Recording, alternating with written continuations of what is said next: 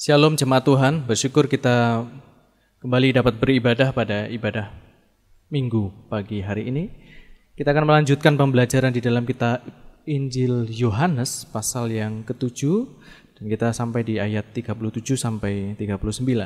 Saya beri judul Air Hidup. Mari kita bersama-sama berdoa sebelum kita membaca kebenaran firman Tuhan ini.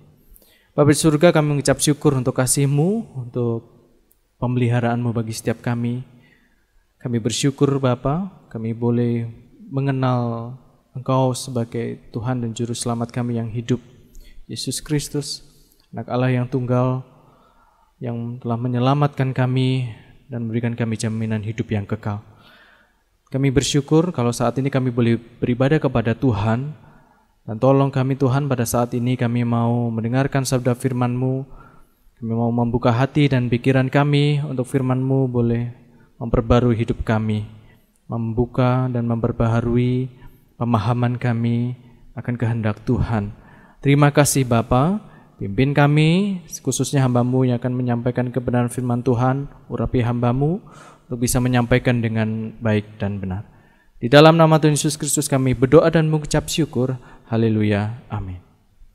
Kita akan membaca di dalam Injil Yohanes 7 ayat yang ke-37 sampai yang ke-39. Ayat yang ke-37, dan pada hari terakhir yaitu pada puncak perayaan itu, Yesus berdiri dan berseru, "Barang siapa haus, baiklah ia datang kepadaku dan minum. Barang siapa percaya kepadaku seperti yang dikatakan oleh kitab suci, dari dalam hatinya akan mengalir aliran-aliran air hidup." Yang dimaksudkannya ialah roh yang akan diterima oleh mereka yang percaya kepadanya, sebab roh itu belum datang karena Yesus belum dimuliakan. Air bagi kehidupan. Air merupakan elemen paling penting di bumi ini, sebab menjadi penunjang dari semua kehidupan, baik itu manusia, binatang, maupun tumbuh-tumbuhan. Tidak ada kehidupan di bumi ini yang tidak membutuhkan air. Planet bumi ini saja 2/3 permukaannya adalah air. Tubuh manusia mengandung air sekitar 60% sampai 80%. Jadi kandungan air dalam tubuh manusia ini mayoritas. Bahkan air merupakan salah satu komponen utama dari sel tubuh selain lemak. Ya, kurang lebih ada sekitar 70 sampai 85% kandungan air pada sel tubuh. Nah, lalu ada komponen yang lain, 95% pada mata itu mengandung air. Pada otak 95% mengandung air dan lain sebagainya. Organ manusia mayoritas mengandung air. Nah, bagi manusia air juga membantu membuang limbah pada tubuh melalui keringat, buang air kecil maupun besar. Bagi binatang pun kurang lebih sama. Bahkan bagi spesies binatang seperti ikan, air ini merupakan tempat hidupnya. Dia bisa hidup kalau ada di air. Bagi tumbuhan, air merupakan kebutuhan pokok yang penting. Bagi proses pertumbuhan, proses fotosintesis itu butuh air. Bahkan pohon kaktus ya, yang terkenal bisa hidup di daerah dan cuaca yang panasnya itu ekstrim, tetap memerlukan air untuk bertahan hidup. Inilah mengapa air itu menunjang kebutuhan, kehidupan. Kita akan membahas ayat demi ayat di dalam Yohanes 7 ayat 37 sampai 39 mengenai air hidup. Ayat yang ke-37, dan pada hari terakhir, yaitu pada puncak perayaan itu. Nah, pada perayaan Hari Raya Pondok Daun, ada sebuah upacara yang biasa diadakan, yaitu upacara Simchat Bet Hasova. Nah, ini merupakan upacara pengambilan air dari kolam Siloam. Jadi imam mengisi botol emas dengan air dari sumber Siloam. Ini bisa dilihat di catatan Injil Yohanes 9 ayat yang ke-7. Yang dibawa dengan penuh kekhidmatan, diiringi dengan bunyi trompet atau shofar nih sebetulnya. Shofar, trompet shofar ini. Melewati pintu gerbang bait suci dan setelah dicampur dengan anggur dicurahkan pada korban sembelihan di atas mezbah. Upacara ini dilakukan dengan penuh kegembiraan. Jadi ada sebuah upacara yang ini biasa dilakukan ketika hari raya Pondok Daun. Upacara ini dilakukan dengan penuh kegembiraan. Upacara ini muncul dari pemahaman yang tidak tepat dari Yesaya 12 ayat yang ketiga. Di sini dikatakan maka kamu akan menimba air dengan kegirangan dari mata air keselamatan. Tidak ada catatan mengenai mengadakan upacara. Ya. Ini berkaitan dengan atau menggambarkan Yesus Kristus sebagai mata air keselamatan. Bukan tentang upacara. Nah, nama hari istimewa ini adalah Hosana Rabbah. Jadi yang berartinya keselamatan besar. Nah, ini bukan menunjuk kepada upacara yang bisa menyelamatkan, tetapi menunjuk kepada Yesus Kristus, air hidup yang memberikan kehidupan, memberikan keselamatan. Nah, masih di ayat yang ke-37 dari Yohanes pasal 7, di sini Yesus berdiri dan berseru. Nah, menarik di sini, kata berseru bukan hanya bersuara dengan suara keras, seperti ketika orang memberikan pengumuman gitu kepada banyak orang, itu suara keras, volumenya dikencengin gitu ya. Nah, tetapi berseru di sini seperti orang yang gemetar suaranya, bukan hanya keras suaranya, volumenya lantang, tetapi dengan emosi yang ada di dalamnya, ada perasaan yang meluap. Nah, dalam bahasa aslinya itu menggunakan kata krazo yang berarti menangis keras-keras. Bahkan diumpamakan seperti seruan burung gagak. Nah, burung gagak itu ketika berseru itu kencang sekali dan seperti orang menangis, ada suara serak-seraknya gitu. Jadi orang ketika ngomong kencang dengan penuh perasaan wibawa itu seperti ada suara serak yang keluar, seperti pidato gitu kan, itu berapi-api gitu. Itu bukan hanya butuh suara yang keras, tetapi di situ ada luapan perasaan yang terkandung. Nah, ini menandakan Yesus akan mengatakan sesuatu yang sangat serius. Sampai-sampai Tuhan seperti teriak sampai suaranya serak. Ini ada perkataan yang serius yang Tuhan Yesus mau sampaikan. Dan perlu untuk orang banyak itu memperhatikan dengan seksama. Dalam kegembiraan upacara pengambilan air tadi, pastilah perhatian banyak orang itu akan terfokus pada upacara perayaan. Maka Yesus ingin mengalihkan fokus dari hal-hal atau ritual yang tidak mendatangkan keselamatan kepada fokus yang mendatangkan keselamatan, yaitu iman kepada Yesus Kristus, percaya kepada Yesus Kristus, Mesias itu. Nah, Yesus mengatakan ini, berseru, barang siapa haus, baiklah ia datang kepadaku dan minum. Tubuh manusia secara biologis bisa lebih menahan rasa lapar daripada rasa haus. Rasa lapar yang sangat itu memang terasa menyiksa. Namun rasa haus yang intens dan berat itu akan jauh lebih menyiksa dan langsung mengakibatkan kematian pada jaringan otak. Nah, manusia itu bisa hidup bertahan, menahan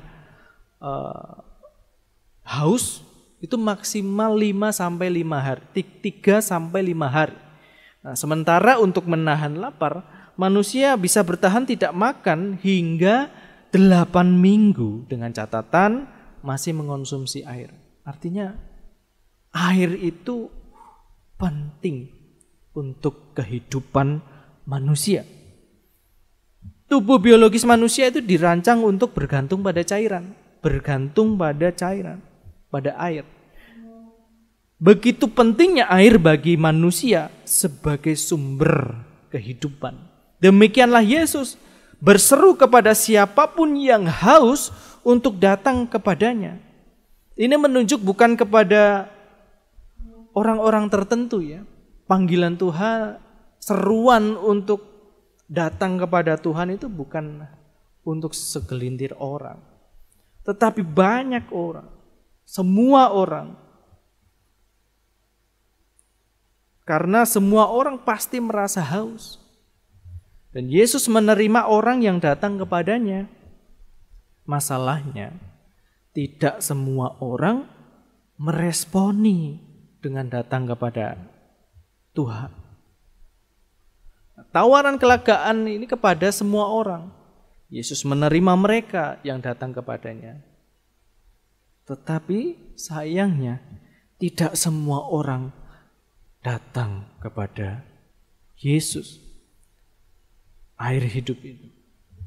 Nah, rasa haus yang Yesus maksudkan bukanlah rasa haus secara fisik atau bahkan rasa haus secara emosional, melainkan rasa haus secara rohani.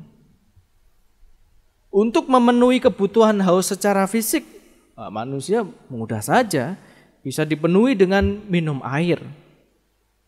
Lalu untuk memenuhi kebutuhan rasa haus secara emosional, bisa dipenuhi dengan aktualisasi diri. Maka secara emosional, secara diri, perasaan puas. Tetapi untuk memenuhi kebutuhan haus secara rohani hanya bisa dipenuhi oleh Yesus Kristus sebagai sumber air hidup. Kita mengenal hierarki kebutuhan teori dari Maslow. Nah, ini kebutuhan dasar manusia secara fisiologi, fisik ya, secara fisik, secara kemudian kebutuhan keamanan, safety, kebutuhan rasa kasih sayang, ya, belonging and love, kemudian kebutuhan esteem, penghargaan, gitu ya, pengakuan. Nah, kemudian kalau dari teori ini paling tinggi itu kebutuhan manusia sebetulnya self actualization atau mengaktualisasi diri. Jadi kalau kebutuhan sandang pangan, papan, uang itu sebetulnya kebutuhan yang kecil gitu loh. Tetapi kebutuhan paling tinggi itu sebetulnya adalah mengaktualisasi diri. Nah, itu perlu pertumbuhan. Ya. Tetapi kedua dari kelima kebutuhan manusia ini hanya mencakup 2 aspek saja, yaitu aspek fisik dan aspek emosi. Aktualisasi diri yang dikenal paling tinggi, kebutuhan paling tinggi, itu pun hanya aspek emosional, emosi. Kebutuhan secara fisik jelas berkaitan dengan sandang pangan papan tadi. Ya. Emosi berkaitan dengan perasaan puas dalam diri seseorang. Berkaitan dengan rasa aman, rasa dicintai, rasa dihargai, rasa kepuasan diri. Kedua aspek ini sifatnya tidak kekal. Nah, sedangkan aspek yang ketiga, ini aspek rohani yang sifatnya kekal. Saya akan membacakan satu ayat kebenaran firman Tuhan ya. Yohanes 4 ayat 13 sampai 14. Jawab Yesus kepadanya. Ini peristiwa ketika Yesus berbicara kepada perempuan Samaria yang ada di sumur. Ini juga berbicara tentang air hidup. Nah, jawab Yesus kepadanya, barang siapa minum air ini, ia akan haus lagi. Tetapi barang siapa minum air yang akan kuberikan kepadanya, ia tidak akan haus untuk selama-lamanya. Sebaliknya, air yang akan kuberikan kepadanya akan menjadi mata air di dalam dirinya, yang terus-menerus memancar sampai kepada hidup yang kekal. Nah, ini menandakan bahwa jauh lebih penting untuk memenuhi kebutuhan haus secara rohani. Itulah kebutuhan tertinggi manusia. Kebutuhan utama manusia sebetulnya adalah kebutuhan rohani. Karena akan membawa kepada hidup kekal. Dan itu hanya bisa dipenuhi melalui Yesus Kristus. Pada dasarnya semua orang itu butuh Yesus Kristus. Inilah kebutuhan manusia. Yesus Kristus. Air hidup itu. Everyone needs Jesus. Blaise Pascal pernah mengatakan, dalam hati manusia ada sebuah kekosongan, dan kekosongan itu tak pernah dapat dipuaskan sekalipun seluruh isi dunia dimasukkan. Kekosongan itu hanya bisa diisi dan dipuaskan oleh Sang Pencipta dalam Yesus Kristus. Yang bisa memuaskan manusia, melegakan manusia, hanyalah Yesus Kristus. Orang yang haus secara rohani adalah orang yang merasa diri senantiasa membutuhkan Tuhan. Senantiasa rindu untuk bersekutu dengan Tuhan. Nah, pemazmur pernah menuliskan di dalam Mazmur 42 ayat 2 sampai 3. Seperti rusa yang merindukan sungai yang berair, demikianlah jiwaku merindukan Engkau, ya Allah. Jiwaku haus kepada Allah yang hidup. Bilakah aku boleh datang melihat Allah? Inilah sikap orang yang haus secara rohani adalah rindu kepada Allah. Ingin bertemu secara pribadi kepada Allah. Ingin datang kepada Allah. Selalu hidup dekat dengan Allah. Nah, hal yang paling dirindukan pemazmur bukanlah kejayaan bangsanya. Dia juga tidak merindukan kekuatan militer ataupun pulihnya ekonomi Israel. Dia sangat merindukan Tuhan. Dia akan menderita jika Tuhan meninggalkannya. Nah, orang yang haus secara rohani, hidupnya itu ketergantungan dengan Tuhan. Ketergantungan dengan Tuhan.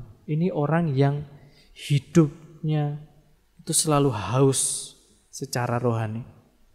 Tidak bisa tanpa Tuhan. Nggak berdaya tanpa Tuhan. Lemah tanpa Tuhan. Ini sikap hati yang rendah hati. Selalu bergantung pada Tuhan. Hidupnya sudah ketergantungan Tuhan. Yohanes 7 ayat 38. Dari dalam hatinya akan mengalir aliran-aliran air hidup. Orang yang telah menerima air hidup dan dipuaskan, hendaknya menjadi aliran air hidup bagi orang lain. Dengan demikian akan banyak orang yang juga menerima air hidup melalui Yesus Kristus. Seorang teolog, Leon Morris, ini pernah mengatakan kalau kita sudah datang kepada Yesus dan mengalami kepuasan rohani, tetapi kita tidak mau menjadi alat Tuhan untuk memuaskan kebutuhan rohani orang lain dengan membawa orang itu kepada Yesus, maka kita seperti laut mati.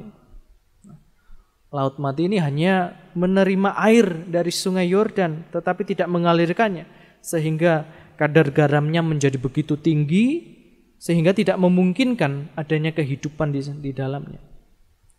Hendaknya orang yang telah dipuaskan, yang menerima air hidup itu dan mengalami kepuasan, kelegaan, hendaknya menjadi aliran air hidup.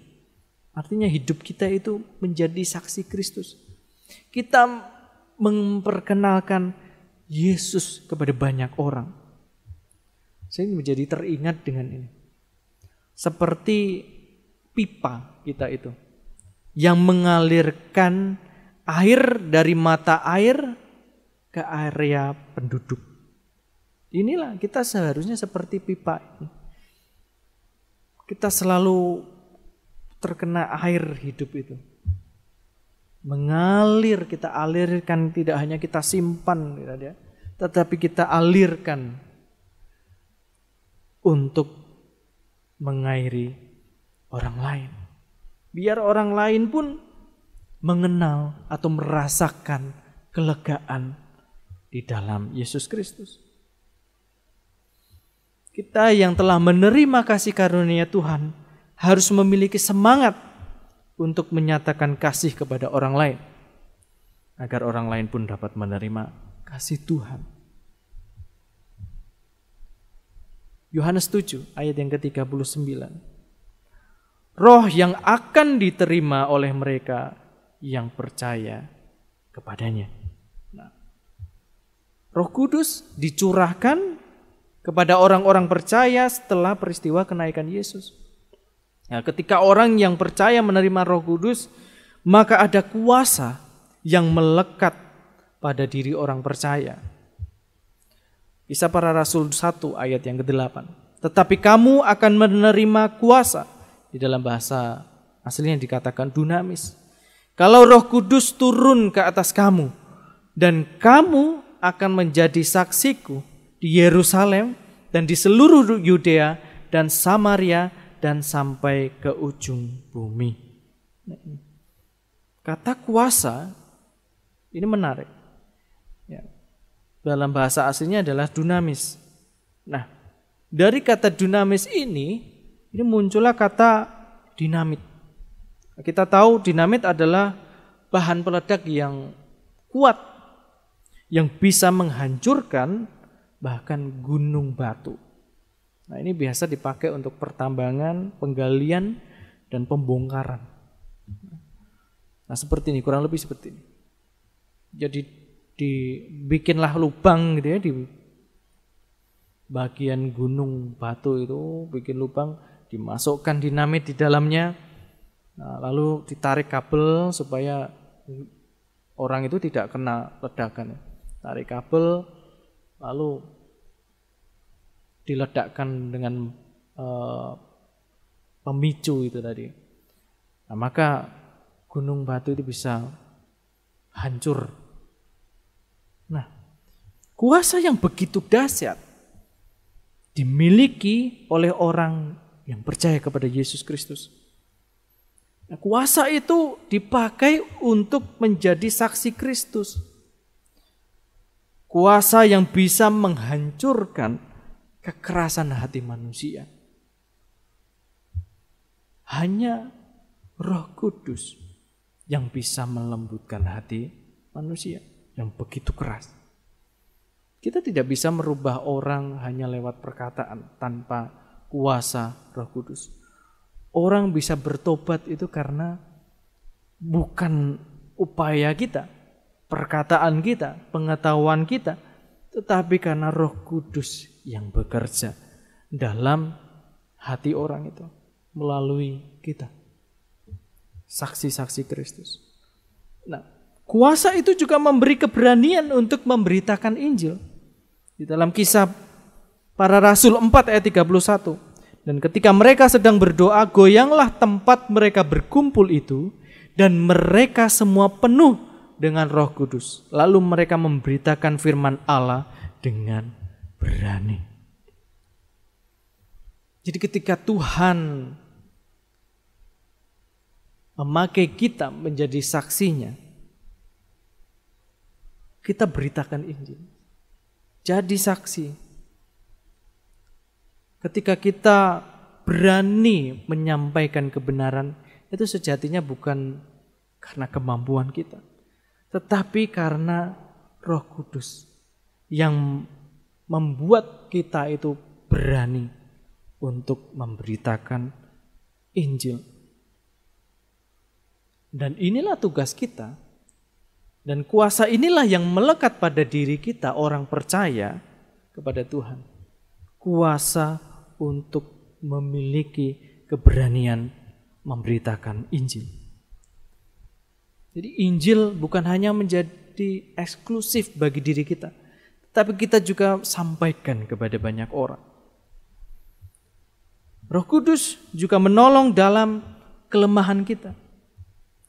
Roma 8 ayat 26. Demikian juga Roh membantu kita dalam kelemahan kita. Sebab kita tidak tahu bagaimana sebenarnya harus berdoa, tetapi Roh sendiri berdoa untuk kita kepada Allah dengan keluhan-keluhan yang tidak terucapkan. Roh Kudus bukan saja memberikan kita kuasa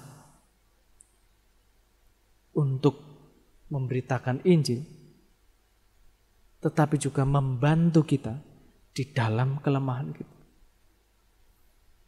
Itulah air hidup. Memberikan kehidupan bagi kita, menguatkan kita. Maka Bapak Ibu Saudara sekalian, kita tidak bisa hidup di luar Yesus. Kita butuh air itu, air hidup itu,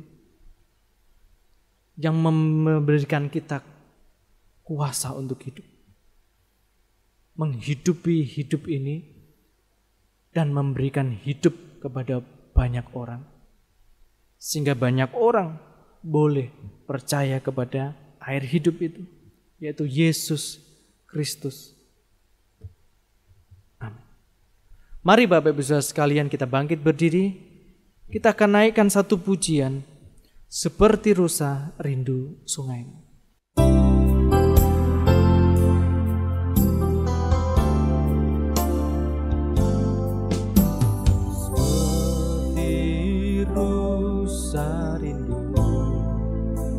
Sungaimu, jiwaku rindu Engkau. Kaulah Tuhan hasrat hatiku, ku rindu menyembahmu. Engkau kekuatan dan perisaiku, kepadamu rohku berserah. Kaulah Tuhan hasrat hatiku, ku rindu menyembahmu. Seperti rusa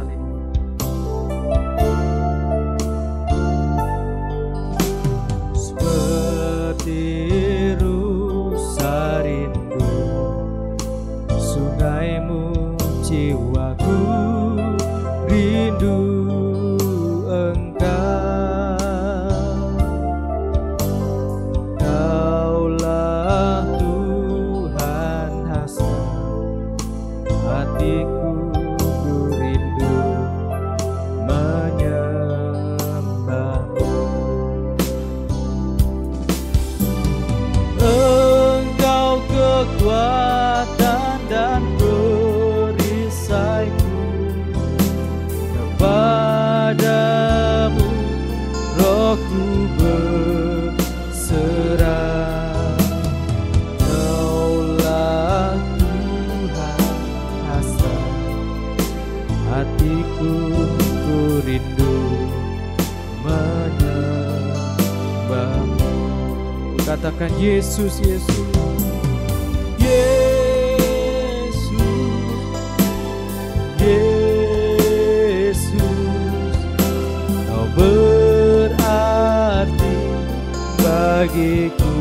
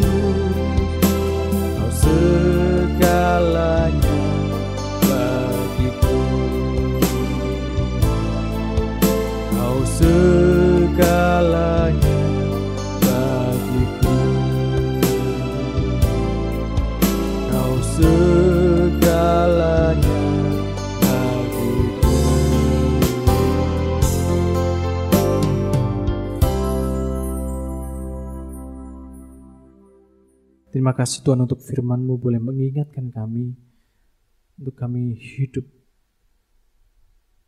bergantung kepada Tuhan. Dan kami tidak bisa hidup tanpa Tuhan. Biarlah kami selalu senantiasa merasa haus akan Tuhan, memiliki kerinduan untuk bersekutu kepada Tuhan.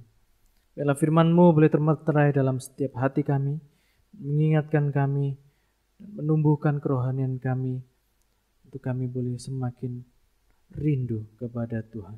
Terima kasih Tuhan, terima kasih. Hanya di dalam nama Tuhan Yesus Kristus kami berdoa dan mengucap syukur. Haleluya. Amin.